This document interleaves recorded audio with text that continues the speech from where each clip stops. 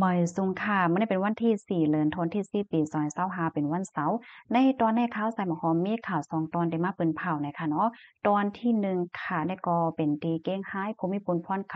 ขาทัดทบหันก้น3ก้ออันเหตุการณ์แม่หมอกยาเนี่ยค่ะเนาะลองตั้งไล่โหย่อยๆมันเป็นจังหือไหนกำมาก็เฮาค่ะได้มารับถ่อมกว่าได้ค่ะเที่ยงตอนที่2ค่ะได้เป็นตีเก้งใหม่เนี่ยค่ะเนาะในก็ภูมิพลพรเขาไล่ทัดตีเสียงล้านตีหนึ่งในก็ครบทบหัน แห่งการเหตุการณ์อ่ำจ้อมหมายมีเฮ็ดจังไหนคะอ้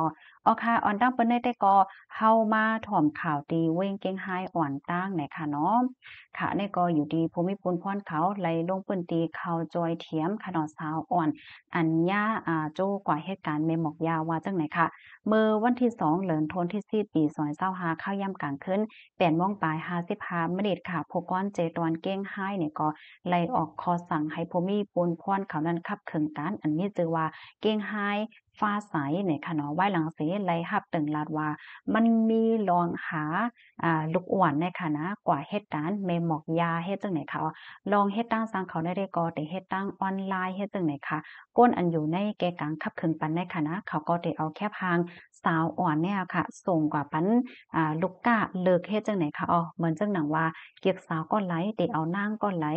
แลใจไผเฮ็ดจังได๋นั่นค่ะนะเพราะว่าตกลงกันว่าเดี๋ยวก็นั้นก็ในก็แน่ว่าเฮ็ดไหนค่ะก้นอันอยู่ในเกะกลางคับขึงในก็ได้เอาซาวอ่อนได้กว่าส่งปันจอมหนังปื้นตีอันไรตกลงกันไว้คินกันไว้เฮ็ดจังไหนเนี่ยค่ะกาขันมันได้แต่ก็1เหง8ปากต่อถึง3เหงหวาดเฮ็ดจังไหนก้วยกะว่าสาวอ่อนเขาได้ก็ไลกาขันมันได้1เหงหวาดก้วยเนี่ยค่ะ ว่ายหลังเสไล่รับตึงลัดเหย้าค่ะเนาะตั้งฝ่ายภูมิพลพรเขานี่ก็ไล่วางแผนแล้วก็ส่งสายลับกว่าตุ้ยนั่นค่ะนะว่ามันใจตี้อยู่5แม่นตี้อยู่5เป็นตี้ไหลสังสิงจึงหือเฮ็ดให้ถึงตีภูมิพลพรเขานี่ก็ไล่เข้ากว่าจอยเถียมค่ะเนาะสาวอ่อน3ก้อนะคะตีคงลือเศร้าตีหนึ่งอันมีว่าอยู่ดีเจเวงเมืองเก้งไห้เนี่ยค่ะเนาะหนึ่งในนั้นแน่เป็นลูกหวานยิ่งอายุจังหามี15ปีกวยเป็นก้นเมืองคมตุมยำมาเนี่ยค่ะเนาะเป็นก้นคือหางแต่กอเปิ้นอำเตรียมไว้แตกเลี่ยงค่ะนะก็อย่าเพราะว่าเฮาค้ามาด้วยเก้งไห้ว่าเก้งไม่ว่าเนี่ยก็มีพี่น้องแต่อยู่ซาวเซาไว้ตั้งนำเฮ็ดจังได๋นั่นค่ะน่ะกำในไลต้องไลถามเสน้องอ่อนก็ในก็ลาดว่าลองตั้งตีอันไลมาเฮ็ดเป็นแม่หมอกยาในได้ก็เพราะว่าโหลเงินโหลเอาเงินในมาซื้อตั้งกินตั้งยามซื้อข้าวซื้อผักกินแลส่งเร่งตีหอตีเฮิรนเฮ็ดจังได๋ค่ะว่าตอนตาแทงสองก็ได้ก็บ่มีปนพรเขาได้ตึกทัดอยู่ในคะเนาะว่าอายุอาซักมีกาหือเฮ็ดไหนค่ะหรือเสนั่นไหนภูมิพลพรเขาเนี่ยก็ไหลติงยอบกุ้มโตก้นตีอันคับเคิงปานใน1เกาะเนี่ยค่ะเอาในตัวตามตั้งเพศตีว่าจัดหาเปิงตาเป็นม้า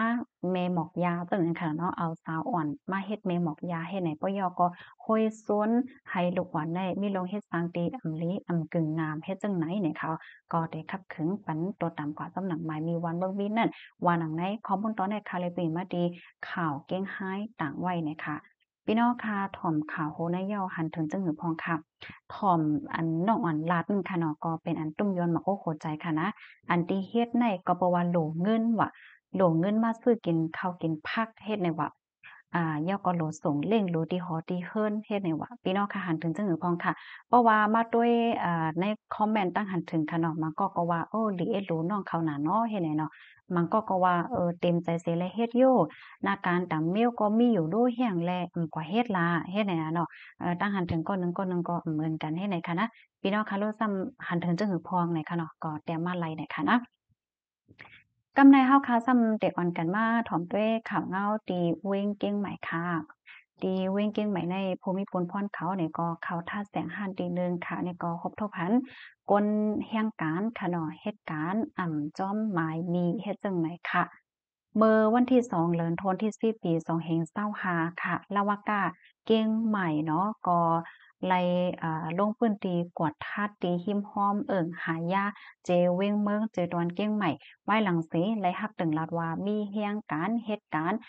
จ้อมหมายมีว่าจังหวัดเจ้าในเฮ็ดให้เขาเพราะว่าภูมิพลพรเขาลงพื้นที่กว่ากวดทาดเหย้าในก็เลยก็ครบทบหันแต่ค่ะเป็นก้นเมืองคมตุ้มเหี่ยมหมาก2ก้อในค่ะ ในตัวตามตั้งเพศอันเขาญาติก็เป็นแห่งการยานเมืองเหตุการณ์อันเจ้าเก่าอำมิส่วนไรเฮ็ดไหนค่ะปยกเทียงอันหนึ่งซ้ำไหนเป็นแห่งการมีวัดไว้อยู่ก้อยกาวาจือโปเล็งนายจางและจือที่เหตุการณ์ในวัดไว้ตัวเจ้าเก่าและที่อันเจ้าก็เหตุการณ์ในมันอ่ำใจตีเหลียวกันไหนคะอ๋อย่าสองตัวตามจังไหนคะสองตั้งพิษนั่นน่ะเนาะกำในเลยต้องเลยถามค่ะเขาสองก้อเนี่ยก็ลัดว่ายอมรับว่าเขานั่นเป็นเฮียงการตีอันมีวัดมีไหวอยู่ก้อยกาว่าไล่ออกกันตีเก่าเฮสมัยเหตุการณ์ตีใหม่ไล่หมอกหนึ่งเหลินเหย้าไล่กาจางในสามป่าคาสิบสามป่าคาสิบบาทเนาะสามป่าคาสิบบาทได้ไหนก้อยกาเขาก็อำไปเลยกว่าต่างยืนเหมือนจังหนังว่าค่ายตีเหตุการณ์และพอเล่งได้จางจอมหนังอันใหม่มีวันเมืองมีไว้เฮ็ดให้ออกกำนันแล ตั้งฝ่ายภูมิพลพ่อนเขาในก็ไล่กุ้มโตเจอเขาในส่งกว่าที่ห้องปเลเซียก็ได้ปันตดตามกว่าตำหนังหมายมีวันเมืองมีไหนค่ะข้อมูลตอนในกอข้าวในก็ไล่ปึงเองออกมาตีห้องการข่าวเกี้ยงใหม่ออกไว้เนี่ยค่ะเนาะพี่น้องค่ะถอมข่าวโคในยาวหันเถิงจึงหือพองอันในก็ใครย้อนให้พี่น้องค่ะช่วยกันสะเปิ้นแพเช่กว่าค่ะเนาะให้จังไรฟังสติกันเฮ็ดไหนค่ะนะเพราะว่าเฮาค่ะมาด้วยจำหนังหมายมีตีในเมืองไทยค่ะเนาะอันใครแช่ในบันพี่น้องค่ะใน แห่งการยานเมืองตีอันเข้ามาให้การตีในเมืองไทยในค่ะนะตัวอย่างเปิงแดงมันไหนลูกมาตีเมืองโฮมตุ่มเมียมมาเฮ็ดจังไหนค่ะเนาะที่หนึ่งในอันพี่น้องค่ะมีไว้ปรับคำเมืองในค่ะนะมันป้องว่าพี่น้องค่ะในชื่อว่าจังไหนอายุอาซังมีก็ได้เป็นก้นตีในเป็นก้นเมืองในแล้วก็มีส่วนออกนอกเมืองเขาเฮาว่าปรับคำเมืองให้ไหนค่ะเนาะกำในแต่ได้มีส่วนอยู่ที่ในเมืองไทยในซ้ำพี่น้องค่ะได้เลยมีวีซ่าอันเขาเฮาว่าวีซ่าดังนั้นค่ะนะวีซ่าเนี่ย ตาไรขว้างอยู่ดีในเมืองไทยกำในตาพี่น้องเฮาคาเตจังไรเหตุการณ์ในซ้ำพี่น้องคาเตเลยมีไว้ขว้างเหตุการณ์เฮ็ดไหนคะเนาะตาเดเฮ็ดไว้เหตุการณ์ไรนั่นซ้ำเตเลยทัดด้วยว่าเจ้าเก่าเนี่ยมีป้ายอยู่ดีๆเต็มโทนให้ไหนเห็นแล้วมันก็มีว่าทัดป้ายอยู่ลีอันว่านั้นเย้าไหนค่ะเสร็จแล้วจำหนังปักเปิงใบมีวันเมืองมีนั่นไหนแห่งการใน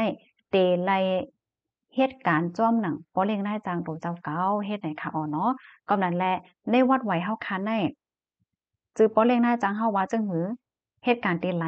เฮาคาแต่ไหลเฮ็ดจึงนั้นยาวนี่ค่ะอ้อจำหนังหมายมีไว้ค่ะนะอันนี้ก็แค่ให้พี่น้องเฮาคาไหลฮับโพดแตกเลี่ยงกันเฮนี่ค่ะเนาะหนังหือเต